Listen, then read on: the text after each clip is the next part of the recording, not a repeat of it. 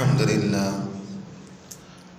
لله رب العالمين والعاقبة للمتقين والصلاة والسلام على رسوله الكريم أما بعد فأعوذ بالله من الشيطان الرجيم بسم الله الرحمن الرحيم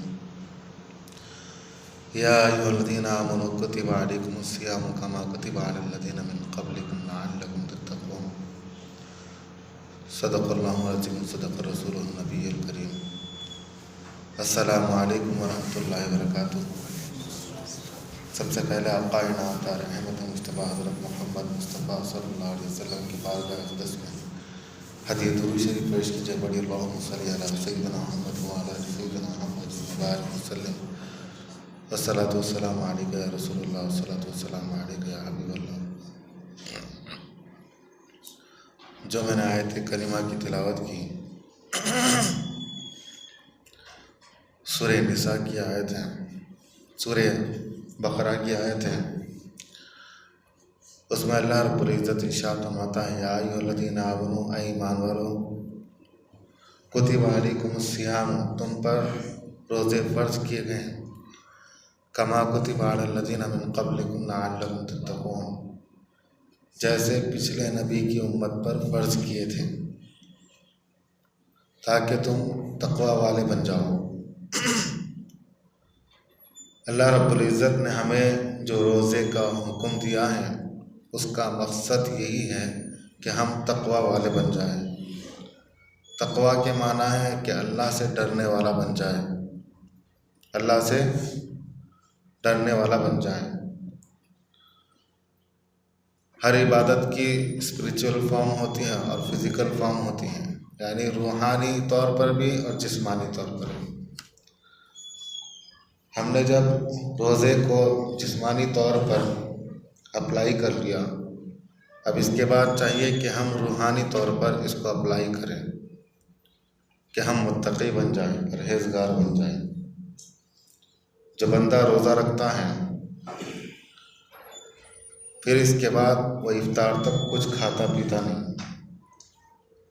اگر گھر پر اکیلا ہوں اور اس کے گھر میں بے شمار چیزیں رکھی ہوں کھانے پینے کے لیے، لیکن وہ سوچتا ہے کہ نہیں اللہ دیکھ رہا ہے، اللہ دیکھ رہا ہے، ایک گھونٹ بھی اپنے حلق میں نہیں پہنچاتا، ایک لقمہ بھی نہیں کھاتا، اگرچہ وہ گھر کا مالک ہے، اگرچہ سامان دستیاب ہے، اگرچہ کوئی اس کو دیکھنے والا نہیں ہے،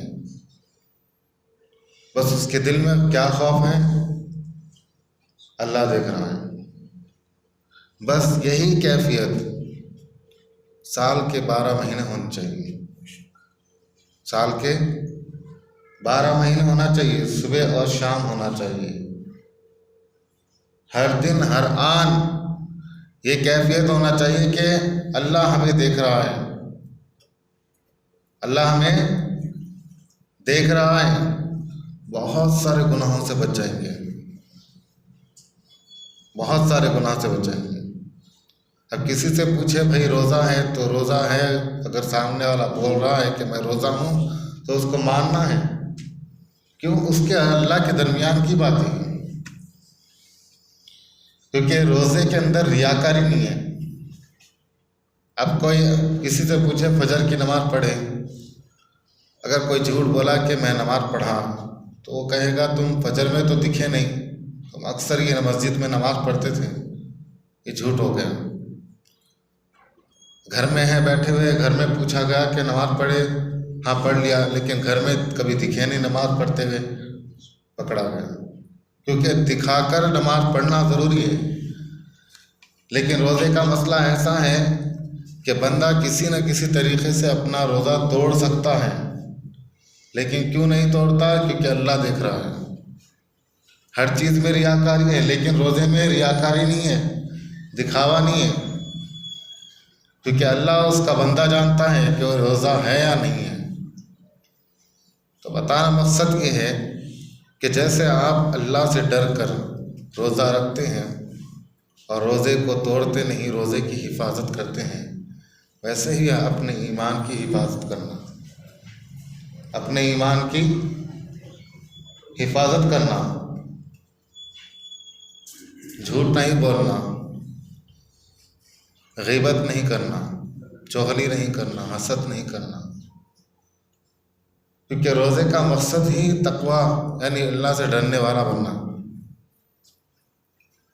اگر آپ روزہ ہیں، روزہ رہنے کے باوجود آپ وہی کام کرتے ہیں جو دوسرے دنوں میں کرتے تھے، جیسے گالی گلوچ کرنا، یا آج کل عام پیشہ ہے کہ ہر ایک کی زبان پر گالی ہوتی ہے، صاحب بغیر گالی کے کام نہیں ہو سکتا۔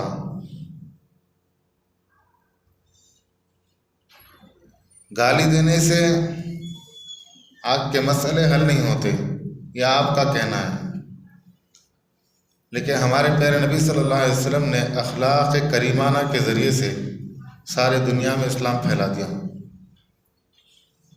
گالی ہر زمانے میں ہوتی تھی، 40 سال اپنی زندگی کو پیش کیا اور اس کے بعد اسلام کو پیش کیا، پوری دنیا میں اسلام پھیل گیا، کتنا بڑا کام انجام دیا۔ اور آج ہم چند کام کرانے کے لیے، اپنے نیچے بچوں کو کام کرانے کے لیے گالی گلوچ کر کے یہ ایسا ہی سنتا ہے، اس کو ایسے ہی بتانا ہے، ضروری ہے، سیدھی سیدھی بات بولے تو اس کو سمجھ میں نہیں آتا۔ بھائی جانور بھی ہے، اگر اس کو پیار سے سمجھائے تو وہ کام کر لیتا ہے، بلکہ حضور نے تربیت دی کہ جانور کے ساتھ کیسے سلوک کرنا۔ ایک اونٹ بھدک گیا تھا، کاٹنے کو آ رہا تھا، لوگوں نے کہا یا رسول اللہ اونٹ بھدک گیا، کاٹنے کو آ رہا ہے۔ آپ گئے اور جا کر اس کو سہلایا اور اونٹ سے کچھ گفتگو ہوئی۔ حضور صلی اللہ علیہ وسلم جانور کی بولی بھی جانتے ہیں، فرمایا کہ تم اس سے ضرورت سے زیادہ محنت کراتے ہو، اس کے کھانے پینے کا خیال نہیں رکھتے، اس لیے یہ بھدک گیا ہے۔ تو جانور کا احساس حضور نے دلایا، آپ نے انسان کا احساس بھی نہیں رکھا۔ تو لہذا روزے کا مقصد کیا ہے وہ سمجھیے۔ روزے کے معنی ہے کہ آپ کو اخلاق والا بنانا، آپ کو متقی اللہ سے ڈرنے والا بنانا۔ اور حضور نے فرمایا کہ اگر کوئی روزہ رکھتا ہے پھر ویسے ہی برائیاں کرتا ہے جیسے عام دنوں میں کرتا ہے، بلکہ اور بڑھ جاتے ہیں۔ کیا بڑھ جاتے ہیں؟ اب روزہ لگیں گا، چنانچہ کیا کرنا ہے؟ لوڈو کھیلنا ہے، چیس کھیلنا ہے، شطرنج کھیلنا ہے، ایسے وقت کو ضائع کر کے اور بازاروں میں گھومنا ہے، اچھے اچھے کھانا کھانا ہے، اچھا پانی پینا ہے، کھائیے پیے ضرور، لیکن جتنا کھایا اتنا حق بھی ادا کرنا ہے، اس کا حق بھی ادا کرنا ہے۔ تو لہذا تقوی والے بن جائیں۔ حضور نے فرمایا کہ اگر کوئی روزہ رہتا ہے اور اس کے باوجود وہ برائیوں سے باز نہیں آتا، برائی سے رکتا نہیں ہے، تو اللہ کو ایسے روزے دار کی ضرورت نہیں ہے۔ ایسا روزے دار کیا ہے؟ خالی بھوکا پیاسا ہے۔ کتنے لوگ روزے دار ہیں، کتنے لوگ بھوکے پیاسے ہیں، کہ خالی روزہ رکھنا مقصد نہیں ہے۔ روزے کے اندر آپ متقی بن جانا، آپ 5 وقت کی نماز پڑھنا، قرآن پڑھنا، تمام برائیوں سے روکنے کی کوشش کرنا، آہستہ آہستہ آہستہ، کیونکہ یہ رمضان مبارک آپ کی تربیت کے لیے آیا ہے۔ اگر اس میں روحانی طور پر آپ کی تربیت نہیں ہوئی تو پھر کس مہینے میں تربیت ہوگی؟ 1 مہینہ تربیت کے لیے، اس کے اندر آپ کی دل کی دنیا بدل جانا، لائف چینجنگ کا یہ مہینہ ہے۔ تو لہذا اپنے آپ کو چینج کریے، ریولیوشن لائیے کہ آپ کس طریقے سے اپنی اگلی زندگی میں وہ تمام برائیوں کو ختم کریں گے جو پہلے کیا کرتے تھے، کیونکہ روزے کا مقصد ہی یہی ہے کہ برائی شہوات سے روکنا، برائیوں سے روکنا۔ حضور علیہ الصلوۃ والسلام کے پاس کچھ عورتیں آئیں اور آ کر کہی یا رسول اللہ صلی اللہ علیہ وسلم ہمارے پیٹ میں بہت تکلیف ہو رہی، وہ روزہ تھی، اور کہا کہ ہم چاہتے ہیں کہ ہم روزہ توڑ دیں۔ حضور نے فرمایا ٹھیک ہے تم روزہ توڑ دو، قے کر لو، اور جب قے کرے تو قے مجھے بتا دینا، وامٹنگ کرو، اس کے بعد تمہیں جو وامٹنگ ہوں گی، جو قے ہوں گی، وہ مجھے بتانا۔ تو چنانچہ ایسے ہی کیا، تو دیکھا تو وامٹنگ میں خون کے لوتھڑے نکلے، گوشت کے لوتھڑے نکلے، خون اور گوشت کے لوتھڑے نکلے۔ پھر فرمایا کہ انہوں نے پاک غذا سے روزہ رکھا اور حرام چیز سے روزہ توڑا، حرام چیز سے روزہ توڑا۔ یعنی یہ روزہ تو رکھی تھی لیکن انہوں نے غیبت کی تھی، اپنے بھائی کی غائبانہ میں، ایبسنس میں ان کی برائی کی تھی، جس کی وجہ سے روزہ ٹوٹ گیا۔ اور قرآن میں غیبت کرنے کا گناہ کیا بتائیں؟ یا ایھا الذین آمنوا اجتنبوا کثیرا من الظن، اے ایمان والو تم بدگمانی سے بچو، ان بعض الظن اثم، کہ بے شک بعض بدگمانیاں بڑے گناہ ہوتے ہیں۔ ولا تجسسوا، اور کسی کی جاسوسی مت کرو۔ ولا یغتب بعضکم بعضا، اور نہ کسی کی غیبت کرو، کسی کی غیبت کرو۔ ولا یغتب بعضکم بعضا۔ پھر فرمایا اللہ رب العزت نے ایحب احدکم ان یاکل لحم اخیہ، کیا تم پسند کرتے ہو کہ تم اپنے مردہ بھائی کا گوشت کھاؤ؟ میتن فکرہتموہ، جس کو تم ناپسند کرتے ہو۔ کیا کوئی آپ میں سے کوئی مردار بھائی کا گوشت کھائے گا؟ زندہ بھائی کا گوشت تو دور ہے، مردار بھائی کا گوشت۔ تو غیبت کرنے والا ایسا ہے جیسے اس نے اپنے مردہ بھائی کا گوشت کھایا ہو۔ آج بتائیں کہ ہم عورتوں کو بھی پیچھے کر چکے ہیں کہ چار لوگ بیٹھے، دوسروں کے بارے میں بدگمانی، دوسروں کے بارے میں غیبت، انہیں ایسا بولا، انہیں ویسا کرا، انہیں ایسا کرا، انہیں ویسا بولا، انہیں ایسا بولا۔ اس کے متعلق قرآن میں اللہ رب العزت نے فرمایا وَلَا يَغْتَبْ بَعْضُكُمْ بَعْضًا أَيُحِبُّ أَحَدُكُمْ أَن يَأْكُلَ لَحْمَ أَخِيهِ، کہ غیبت کرنا ایسا ہے جیسے تم نے اپنے مردار بھائی کا گوشت کھایا ہو۔ فَاتَّقُوا اللَّهَ، اللہ سے ڈرو، اللہ سے ڈرو، ایسا مت کرو۔ تو وہ عورتوں نے غیبت کی جس کی وجہ سے یہ صادق آیا کہ جیسے مردار بھائی کا گوشت کھانا ہے غیبت کرنا، اسی طریقے سے ان کے الٹی کے اندر سے گوشت کے لوتھڑے نکلے، کیونکہ انہوں نے غیبت کی تھی، انہوں نے غیبت کی تھی۔ قرآن کا فرمان حق ہے، اللہ نے جو فرمایا بالکل حق ہے، تو غیبت کرنا بڑا گناہ ہے۔ غیبت کیا ہے؟ بی فاطمہ رضی اللہ تعالیٰ عنہ فرماتی ہے یا رسول اللہ صلی اللہ علیہ وسلم، اگر کسی کے غائبانہ میں اگر غیبت کرے، یعنی اگر کسی کے اندر کوئی عیب ہو، کسی کے اندر کوئی عیب ہو اور اس عیب کو اس کے ایبسنس میں، اس کے غائبانہ میں بولے کہ فلاں کے اندر یہ برائی ہے، تو یہ غیبت ہے۔ اگر کسی بھائی کے بارے میں آپ بھلائی کرنا چاہ رہے ہیں تو آپ اس کے سامنے اصلاح کریں، اس کے سامنے جا کر بولے بھائی آپ کے اندر یہ عیب ہے، آپ کے اندر کمی ہے، تو آپ اصلاح کریں گے اس کی۔ پیٹھ پیچھے اگر بولیں گے تو غیبت ہوگی۔ آپ بولیں کہ یہ برائی آپ کے اندر ہے، اور اس کو طریقے سے کریں کہ آپ ایک کونے میں لے کے جائیں، اس کے ساتھ ایسی فضیحت نہ کریں کہ چار کے سامنے اس کی بے عزتی نہ کریں۔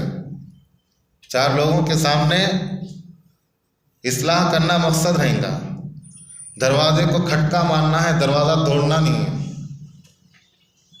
دروازے کو توڑنا نہیں ہے، اصلاح کرنا ہے، ان کو ذلیل اور رسوا نہیں کرنا، اپنا علم نہیں بتانا کہ میں ایسا ہوں، آپ کو پتہ نہیں تھا، آپ نے یہ گناہ کیا، اس طریقے سے نہیں۔ بلکہ ایک کونے میں لے کے جا کے بھائی آپ یہ خامی ہے، یہ خامی ہے، آپ درست کر لیں، تو یہ غیبت ہے، یہ اصلاح ہے۔ لیکن وہی چیز آپ کسی اور کے سامنے بول رہے ہیں کہ اس نے ایسا کیا تھا، ایسا کیا، ایسا کیا، یہ غیبت ہے۔ پھر بی بی فاطمہ رضی اللہ تعالیٰ عنہ نے فرمایا یا رسول اللہ صلی اللہ علیہ وسلم، اگر کسی کے اندر عیب ہے ہی نہیں، کسی شخص کے اندر اس قسم کا عیب ہے ہی نہیں، پھر وہ غائبانہ میں اس کی برائی کرتا ہے، تو اس کے بارے میں کیا فرماتے ہیں؟ فرمایا تو یہ تو پھر بہتان ہے، ڈبل گناہ، یعنی ایک بہتان لگانا اور ایک غیبت کرنا، دو قسم کا گناہ ملے گا۔ یعنی بندے کے اندر وہ برائی تھی ہی نہیں، لیکن آپ نے برائی کی، بہتان بھی لگایا اور برائی بھی کی۔ یہ بہت بڑی چیز ہے، اس کی اصلاح کرنا بہت ضروری ہے۔ تو یہ رمضان آنے کا مقصد ہے کہ ہم متقی بن جائیں، پرہیزگار بن جائیں، ایک دوسرے کی برائی نہ کریں۔ برائی کرنے والا اور برائی سننے والا بھی گناہ گار ہوتا ہے۔ کسی کی غیبت سننا بھی گناہ ہے کہ میں تو خاموش رہا، میں کچھ نہیں بولا، وہاں سے ہٹ جائے، خاموش کر دے یا ہٹ جائے وہاں سے، آپ کے لیے بہتر ہے۔ گیہوں کے ساتھ گن بھی پستی، تو لہذا جب کبھی آپ کسی کی برائی سنیں تو اس کی برائی نہ سنیں، بلکہ کہیں بھائی اس کو برائی دکھ رہی ہے تو آپ جا کر اس کی اصلاح کریں۔ تو روزے کا مقصد یہ ہے، تو روزے کے ذریعے سے آپ متقی بن جائیں، پرہیزگار بن جائیں۔ اور یاد رکھیں بہت سارے مسلمان، میں نے اپنے آنکھوں سے اچھے خاصے نوجوان ہٹے کٹے لوگوں کو روزہ چھوڑتے ہوئے دیکھا، بڑا افسوس ہوتا ہے، واقعی بہت زیادہ افسوس ہوتا ہے۔ بہانہ بناتے کاروبار کر رہے ہیں، بھائی تم کاروبار کے لیے دن دگنی رات چگنی آپ ترقی کرنے کے لیے صبح سے شام تک آپ محنت کر رہے ہیں، دھوپ میں، اس میں اس میں، لیکن وہی رب نے آپ کو رزق دیا، وہی رب نے آپ کو رمضان دیا، قرآن دیا، آپ اس کا شکر ادا نہیں کرتے ہیں۔ ایک مہینہ آپ بھوکا نہیں رہ سکتے، جو صرف آپ کے لیے ہے۔ آپ کا بھوکا رہنا اللہ کو کیا فائدہ پہنچائے گا؟ آپ کا کھانا، آپ کا بھوکا رہنا اللہ کو کیا فائدہ پہنچائے گا؟ آپ کے لیے فائدہ مند ہے۔ بہت سارے نوجوانوں کو دیکھتا ہوں جو کاروبار کے بہانے سے، ہاں ایسی جگہ پہ وہ نوکری کر رہا ہے جہاں پہ بہت زیادہ گرمی ہے، جیسے سعودی عرب کے بعض علاقے ایسے ہیں کہ جہاں پر ٹیمپریچر بہت زیادہ گرم رہتا ہے، اور ان کی نوکری ایسی جگہ ہے جیسے باہر کی طرف بالکل ہی دھوپ کے اندر کام کرنا ہے۔ تو ایسے لوگوں کو رخصت ہے، وہ فدیہ دے سکتے ہیں، لیکن الحمدللہ حیدرآباد کا اتنا خطرناک ٹیمپریچر تو نہیں ہے۔ تو چنانچہ نوجوان سن لے کہ پیارے نبی صلی اللہ علیہ وسلم کی یہ حدیث یاد رکھ لیں۔ پیارے نبی صلی اللہ علیہ وسلم ممبر پر تشریف فرما ہو رہے تھے، جب آپ نے پہلے ممبر پر، پہلے سیڑھی پر آپ نے قدم رکھا تو آمین کہا، دوسری سیڑھی پر قدم رکھا تو آمین کہا، تیسری سیڑھی پر قدم رکھا، آمین کہا، پھر خطبہ دیا